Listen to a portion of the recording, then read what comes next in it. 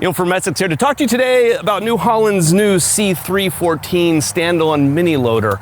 We're going to do something here on Essex that we never have done before. I've made YouTube videos for 8 years out here. There's literally like 800 videos on our channel, and despite being both a New Holland and a Kubota dealer, we have never directly compared these two companies' products together before, and that's for largely political reasons. But when getting out here on this New Holland, on the C314, I could not talk about this machine without referring to the dozens of hours that I have personally running an SCL1000.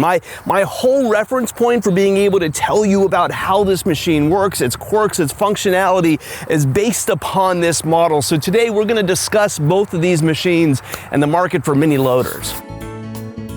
Essex, a helping hand with your land. Now, in regards to these two machines and the mini loader market itself, a lot has changed in this space over the last number of years.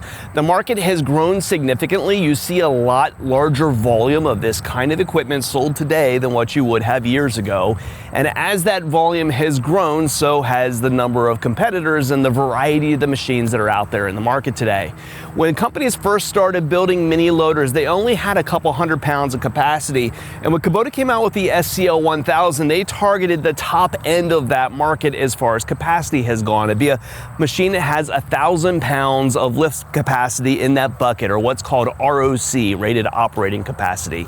When New Holland came out with theirs, they targeted very much that same space. Now, we'll talk about this in detail here as we go, but this machine is sold in two different configurations, while the Kubota only comes in one.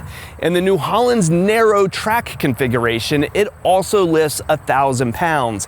But this one also comes in a wide track configuration with a weight kit that can give it a little over an extra 100 pounds of lift capacity, in addition to quite a lot of stability. So there's differences here in the packaging of this that add some variety in this market from what you usually see in the Kubota.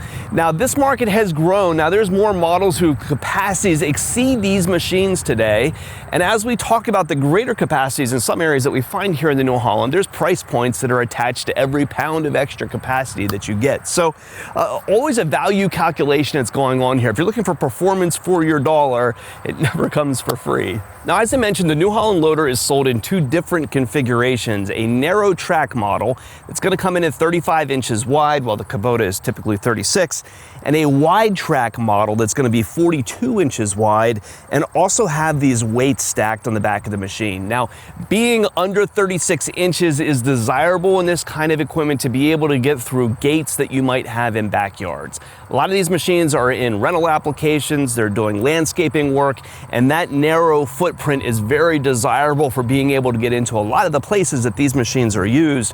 But it does come with a stability risk. The biggest complaint that we hear with these machines, with these narrow track machines, is rollovers. You get them onto a hillside, you're carrying a load of bucket in your dirt that might be a little too high, and you can put these things over on their sides fairly quickly.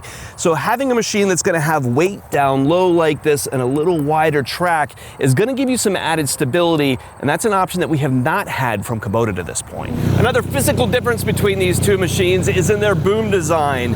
In the New Holland here, you're going to notice as I bring the boom up and down, this is what's called a radial lift boom, where it hinges back here at the back of the machine and arcs as it goes up.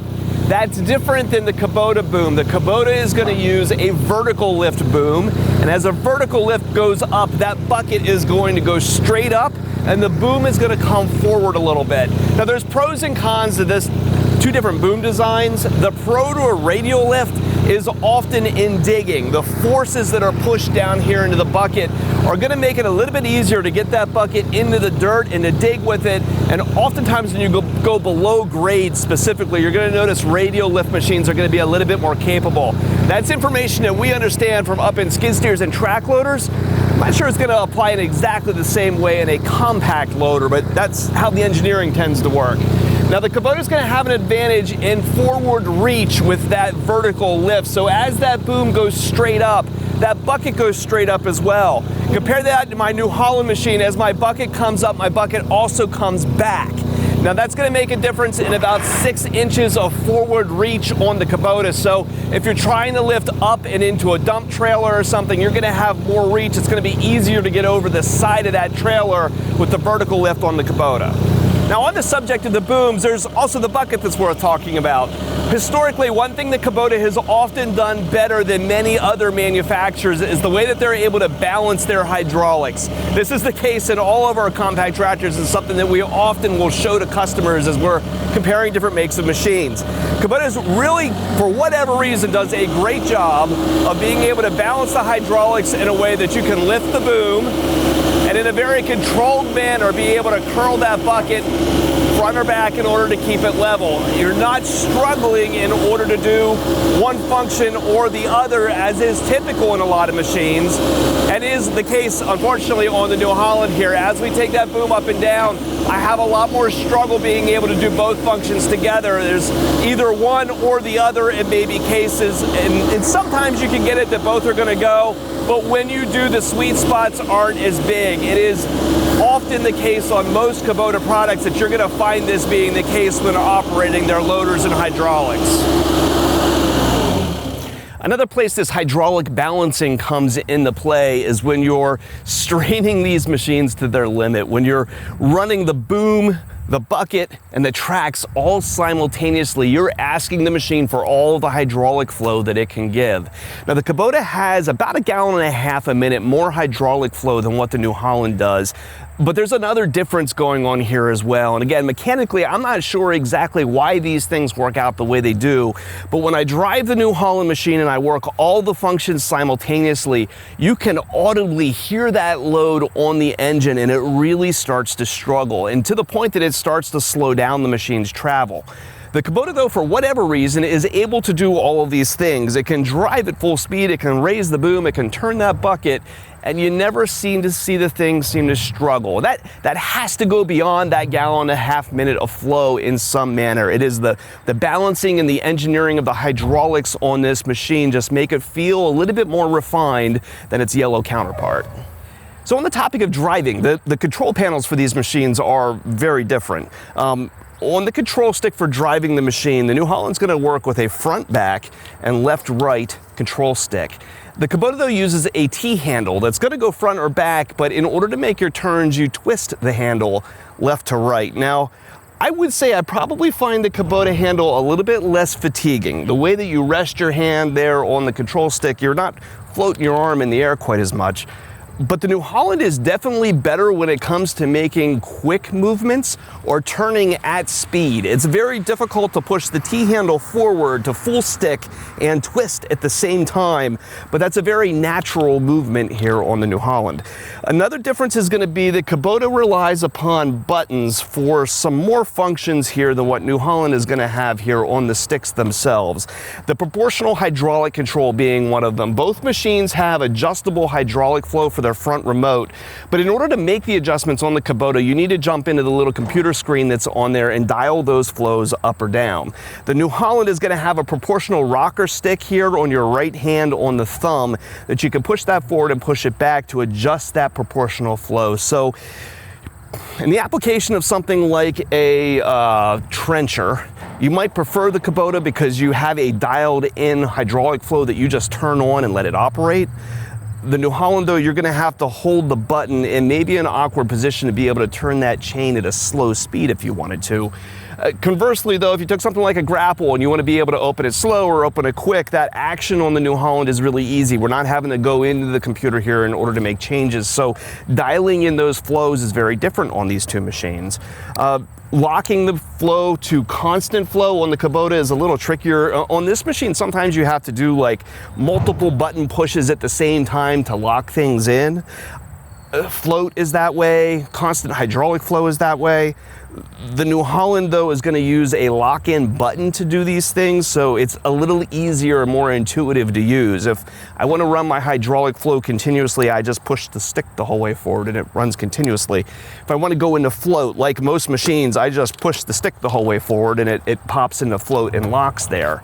The Kubota is going to have us do, say, button pushes and throw levers in order to engage some of these functions. Now, there might be a safety consideration there potentially, but I find this machine a little bit more intuitive to use. I didn't have to learn the intricacies of using the computer screen and the multiple button pushes in order to get things done. When we're looking at the back of the machines here, there's some physical differences in their operator's platform. The Kubota is going to have a operator presence platform down here on the bottom, and then when you're operating the machine, you're largely leaning into this padded area here in the front. You'll notice here my feet, my heels are basically hanging off the back of this platform. It doesn't hang back very far. The New Holland, though, is going to be a little bit different. The bottom platform here is a lot larger. When I'm forward, I'm further into the machine. Now, this contains me a little bit more. If you were a bigger guy than me, this might be a little uncomfortable for you. But this larger platform down here at the bottom does have more room for my feet. My heels aren't hanging off the back. Now, it is silly that we talk about this, but here on the back right-hand side of the machine, you have probably the best cell phone holder that I have ever seen on a piece of equipment, right? A lot of machines now, they create places for you to be able to tuck your phone, but most of the time they don't hold them very securely. And this is a machine that bounces around quite a bit. It's very cool that you're able to take even large size phones in their cases, shove them into this little holder right here, and it's got a grip on that that's going to keep it from flying out. This little rubberized thing is without a doubt the best cell phone holder that I have seen on a piece of equipment. So a handful of differences here I can show you in the front of the machines. It's very obvious when Kubota was designing their SCL, they wanted it to look and feel like their larger track loaders. And so when you look at the design of the boom, you'll see a lot of gusseting, a lot of reinforcement plates, a lot of meat in the construction of that boom. The New Holland is sturdy as well. It's a little bit more simplistic being that radial lift, but you don't see the degree of gusseting and stuff. Although I say they are still using impressively large pins in both the loader moving portions and the pins out in front. They're at least as large as the ones that are used on the Kubota. Now, if you use a lot of hydraulic powered front attachments, you're going to notice some significant differences in the front end of these machines where you would plug in your implements. The Kubota is going to use a manifold much like you would find on a skid steer or a track loader, that when you push these flat face couplers in, it's going to release the pressure from the back side of the coupler, making them a little bit easier to hook up. You're going to see here the Kubota also has a standard case drain line right here in this middle coupler. If you're operating an implement that has a hydraulic motor on them, many of the high performance motors are going to need a case drain. Now, despite having all these hydraulic options, one thing Kubota lacks is an electronic function in order to operate these implements. There is no option for a multi-pin connector, most commonly the 14-pin connector that's going to sometimes be used in those high-performance hydraulic implements. They're going to need multiple functions. The New Holland here is a little different. You're going to notice that manifold is not on this to have that pressure release and make that coupler connection a little easier. They do, though, offer a proper 14-pin connection. Now, the case drain and the 14-pin are not standard. They come along with an optional kit, but we're happy that they exist, right? We don't need to go out and seek out a custom-done 14-pin solution for this machine like we do on the Kubota. I'm going to spend some time underneath the hood of both of these machines because there's some significant differences here that are worth looking at. First, the things they have in common. Both are diesel engines. Both sit right about that 25 horsepower limit before you need to have after treatment on your exhaust. So no DEF fluid, no DPF on these machines, even though they are diesel. Now, while they're both running Kubota engines, they're not running the same Kubota engine. In the SCL, Kubota's running their D902 engine, a very, very common engine used across all the BX series tractors, many of the zero turns, the RTVs. It's in literally everything. Super, super common. But in the case of this application, it also has a turbocharger bolted onto it in order to give this machine some torque. They don't list a torque number for this machine in the brochure, but if you go look at the information for the engine, it's going to create about 53 foot-pounds of torque, even though it's creating that 25 horsepower or so. It's amazing what these little diesels can do.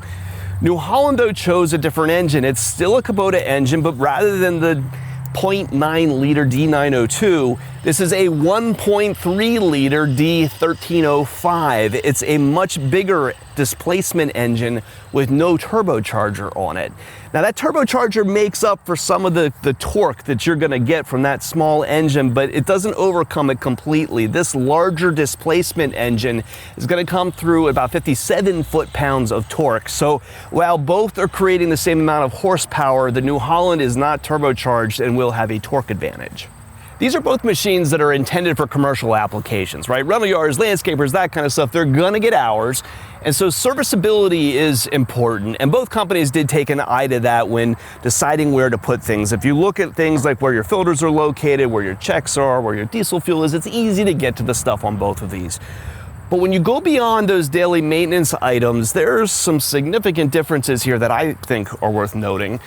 The two machines are basically constructed in reverse from one another. When we look here at the SCL, the radiator is in the very back of the machine, down where your shins are, followed by the engine with the hydraulic pumps the whole way here in the front of the unit.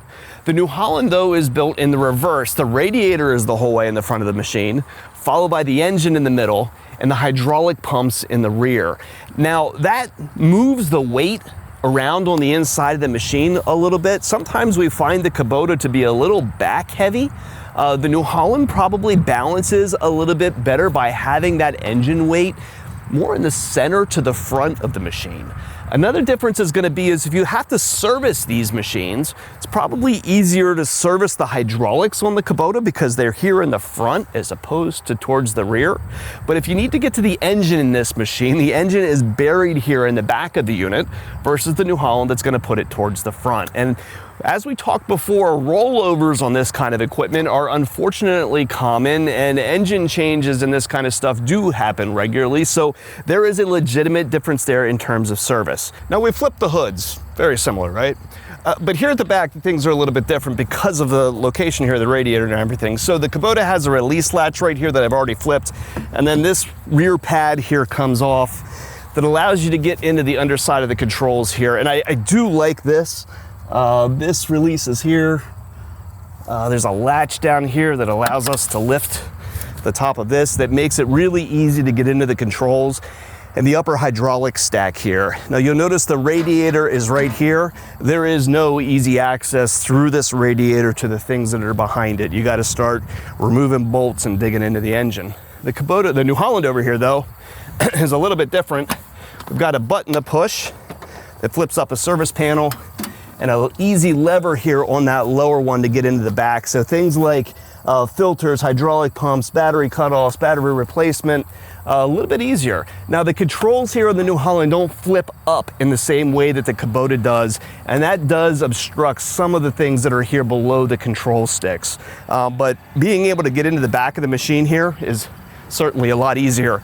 And you can see here what I was talking about, the tanks. Right here is where your hydraulic reservoir is located. Right here is your diesel fuel tank, and that's given a lot of added space to be able to open up this engine compartment. Equipment theft is an unfortunate reality and clearly something both of these companies have considered. The Kubota machine is going to have a little LCD display in it, right? Gives you some readouts, machine functions, but also a passcode that if you want to go through and set a code on that machine to be able to start it, it's very easy, right? A code that all of your operators can share and understand. So if this machine is sitting on the back of a trailer and is stolen off of it, somebody's not going to be able to start and operate the unit. New Holland has taken some care to that as well. Even though they don't have an LCD screen on here to be able to control the machine in the same way, they have given the forethought to go through and put a battery disconnect in here. So if you're done for the day, if you open up this rear panel here, you can reach in and pull out the battery key, and unless somebody comes really prepared, your machine's not going anywhere. There are some things that when we look at the tracks, I like on one machine and I don't necessarily care for on the other. There's pros and cons on both of these. Kubota's very good at designing track systems. They've done them great for a long time. When we look at the tracks themselves, there's 5 rollers here on the bottom of the small rollers. The New Holland has 5 as well. When we look here though at the front large roller, the New Holland uses a single in the middle of the track while the Kubota uses a double. Double rollers, from my experience, are better at preventing the machine from throwing the track off. They support it an additional place that the single roller does not. And they often can also give a little bit more stability by moving out that tip point. You know, you're moving that contact point a little wider out on the track. The top rollers here are a little curious. Kubota runs the hydraulic pump here on the outside of the machine, and the hydraulic hoses actually leave the belly pan of the machine and come out and come into the motor. And then you have this interesting looking kind of inverted drive wheel here that runs the track itself. All this is probably done for width purposes in order to bring this machine in. Now my New Holland here is the wide track version. I don't know offhand if the narrow track is constructed differently than this, but in the case of this unit, that hydraulic pump is inboard and you have a more traditional drive wheel up here at the top. That's gonna keep these two little hoses back here from being exposed and potentially at a place that something could dig up into them. When I'm looking at the track frame here themselves, both companies have taken some steps to shed dirt from the inside of here. Kubota though has less flat surfaces here towards the rear of the track, so is probably going to accumulate less dirt than what you might see on the New Holland. Now on the New Holland, we can learn a couple things here from our model number plate, right? If we're shopping for parts on Messiks.com, this is where you're going to find your model and serial number, which we all know the parts guys like to have. But you're going to notice here that this is made in Italy. This is actually a New Holland machine. What is extremely common across the other equipment business is for companies to source things from other vendors and put their name on the side of it, but they're not actually building it. In our experience, that usually leads to more expensive equipment with not as good part support. But this is actually a machine that New Holland is building and constructing themselves in a C&H factory in Europe. That plate is right here by your knees. Now that same model plate is on the right-hand side here of the Kubota, and we can learn some stuff, right? The parts guys will love us. We look down here, we can learn our model number, serial number, but also that this machine is made in Salina, Kansas. Now you might know Kubota as being a Japanese company, but they also own Lampride. They have for the better part of a decade now. Lampride being a very large implement manufacturer located in the Midwest. The SCL is an interesting product because it is one of the first that's kind of a joint venture product between Kubota's Lampride division and Kubota's own engineering department. They kind of work together on this one, and this machine is actually manufactured in a Lampride factory in the Midwest. Now the lawyers would want me to tell you that it is made with foreign and domestic components, right? But it is cool to be able to see these things rolling out of Kansas and showing up here in Pennsylvania.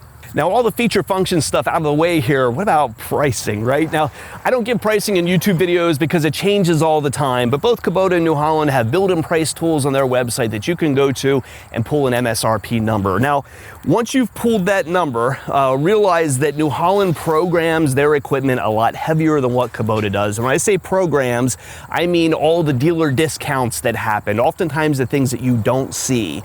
When we go through and we sit at our desks and we kind of pencil out what is our net price on these two machines, they are within consideration of one another. Let's call them that. There's not enough of a difference here one way or the other that I would say price should be the driving factor in which one of these units you choose. It should be the things that you value, whether it's that stability or that's feel. Get out here, grab some keys, run around with a salesperson, and let's see what works best for you. So in conclusion, I sell them both. What would I recommend that you buy?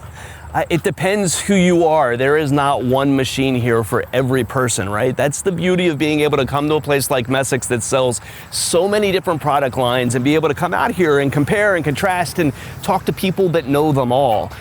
If you are looking for stability, you're a rental yard, you're using these things in hilly areas, there's no question that New Holland has an advantage by offering a wide track model that Kubota has yet to come out with. We are sorely lacking that on the orange side. The wide track is going to have those added advantages of that stability and also a little bit more specification. These rear weights is going to give it about 100 pounds more lift capacity and a little bit more machine weight that's going to lead to that higher capacity and better stability. And that is the chief complaint that we have had with the SCL, is that stability.